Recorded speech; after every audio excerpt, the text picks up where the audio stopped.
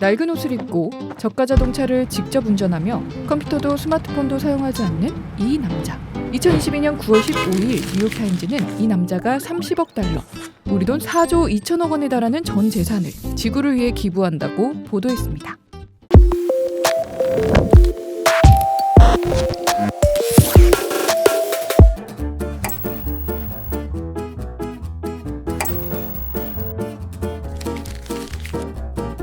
여러분, 제발 우리 옷은 사지 마세요.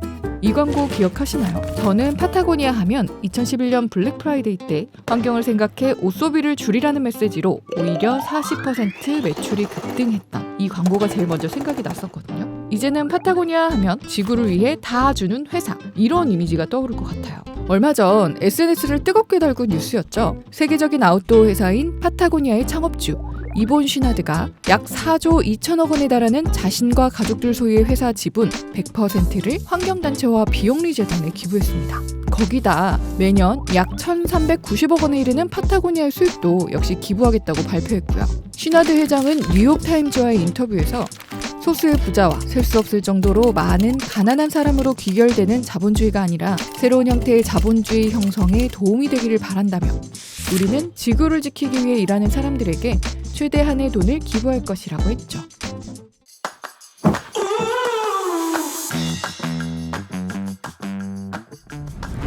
거인이라는 뜻을 가진 브랜드 이름처럼 전 세계의 거인 같은 존재감으로 평가받는 파타고니아.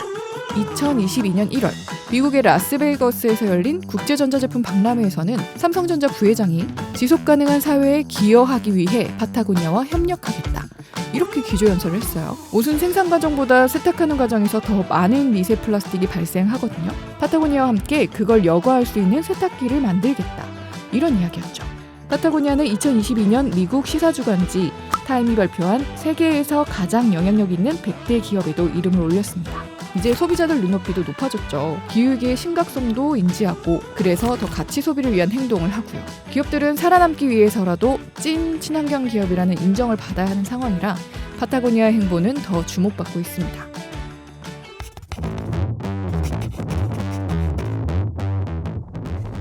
파타고니아는 기업 활동으로 인해 어쩔 수 없이 발생하는 오염에 대해 지구 사용세 명목으로 기부를 하고 있었어요.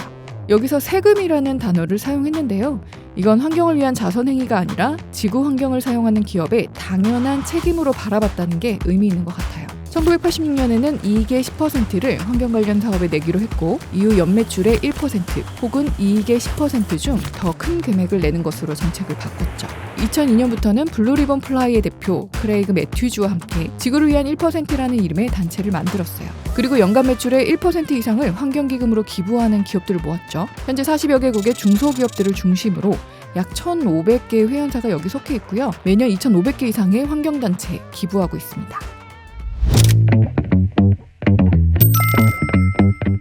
환경을 생각하고 착한 기업이고 이러면 왠지 우리 생각에는 뭔가 희생해야 되고 또 추가되는 비용을 감수해야 하고 뭐 이렇게 생각할 수 있잖아요.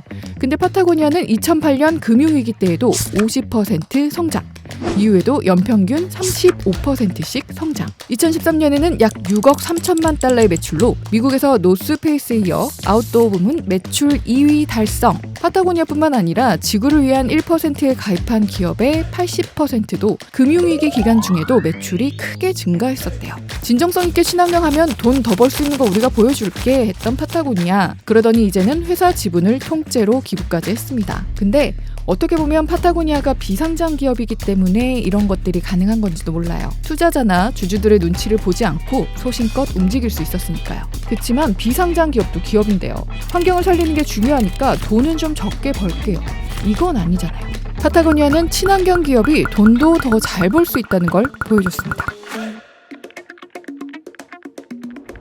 우리는 지구를 살리기 위해 사업을 한다라고 말하는 환경 덕후 파타고니아. 근데 설립 초기에는 파타고니아도 다른 의류 회사들과 크게 다르지 않았대요. 그러다 자체적으로 의뢰한 환경평가에서 옷을 만드는 섬유가 얼마나 환경에 악영향을 주는지 알게 됐고요. 이렇게 지구를 초토화하는 방식으로 언제까지 옷을 만들 수 있지? 그래서 조금씩 바꿔나가게 됐대요. 우리가 입는 옷이랑 플라스틱 페트병은 둘 다 폴리에스테르로 만들거든요. 이 폴리에스테르는 석유에서 뽑아내는 것보다 페트병을 재활용하는 게 더 친환경적이라는 걸 알게 된 후에 1993년부터 버려지는 플라스틱을 녹여 뽑은 실로 옷을 만들어요. 파타고니아의 대표 상품인 플리스 재킷 한 벌은 25개의 플라스틱 공병을 녹여 만드는데 이렇게 플리스 재킷 150벌을 만들면 약 160리터의 석유를 절약하고 독가스 배출도 0.5톤이나 줄이죠. 그리고 신칠라 모델에도 이 방법을 적용해서 1993년부터 10년간 재활용된 공병이 약 2,800만 개. 내구성이 뛰어나서 아웃도어 매니아들의 워너비인 블랙콜라인은 매 시즌 1천만 병에 달하는 일회용 플라스틱 용기를 재활용해서 만든다고 합니다. 파타고니아는 재활용 플라스틱을 가장 먼저 그리고 가장 많이 사용하는 기업이죠. 거기에 어떤 모델이든 수선해 줄 테니 사지 말고 고쳐서 오래 입으세요. 이런 원웨어 캠페인도 유명해요. 수선해서 입고 또 수선해서 입고 그러다가 더 이상 못 입게 된 옷은 다시 압착해서 새로운 섬유를 만들었습니다. 이렇게 6년 동안 재생한 의류가 34톤.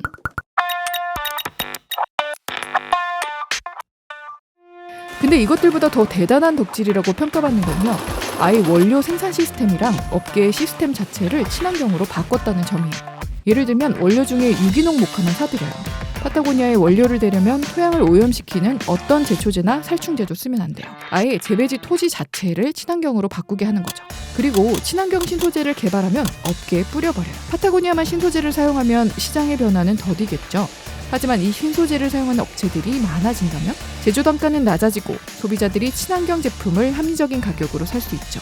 파타고니아에서 새로 만들어서 발표했던 유렉스 소재의 서핑 수트가 SIMA 시상식에서 올해의 서핑 수트 부문을 수상했어요. 기존 네오프렌 소재의 유해성을 알면서도 신소재 사용을 망설이던 다른 업체들도 한 번쯤 검토해볼 이유가 생긴 거죠. 이렇게 업계의 룰을 바꾸며 환경 덕질중입니다. 기업은 한 나라를 이끌어갑니다. 그렇기에 정부의 의견을 개진해 영향력을 발휘하거나 그 내용을 관철시킬 확률은 사회단체보다 훨씬 높죠. 기업들이 솔선수범해서 변화를 이끌어가는 것이 가장 최선의 방법이라 생각하고 있습니다. 아무것도 안 하는 게 더 환경을 위하는 일 아니야? 이렇게 말할 수 있죠.